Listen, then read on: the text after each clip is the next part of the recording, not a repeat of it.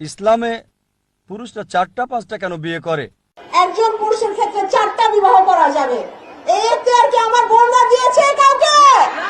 এই সমাজ আমরা চাই না। এখন যদি পৃথিবীর দিকে তাকান, দেখা যাবে পুরুষের তুলনায় নারীর সংখ্যা অনেক বেশি।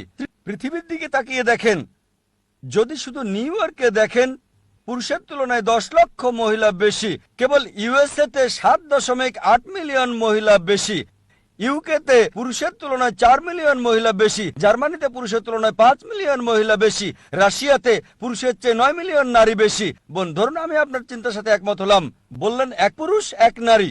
আর ধরেন আমার বোন, সে আমেরিকায় থাকে, বা আপনার বোন, সে আমেরিকায় থাকে। আর ধরেন সবাই পূর্ণ হয়ে গেছে, এক পুরুষ এক নারী, একেবারে পূর্ণ।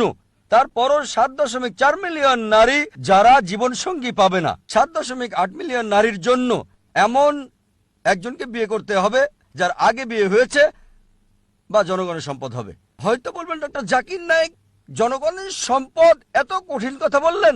বোন, এটা হচ্ছে সবচেয়ে ভালো শব্দ যেটা আমি বলতে পারি। যে কোনো ভদ্র মহিলা প্রথমটাই বেছে নেবেন। বোন, আপনার বোনের জন্য কোনটা চাইবেন? এমন কাউকে বিয়ে করা যার বউ আছে বা জনগণের সম্পদ?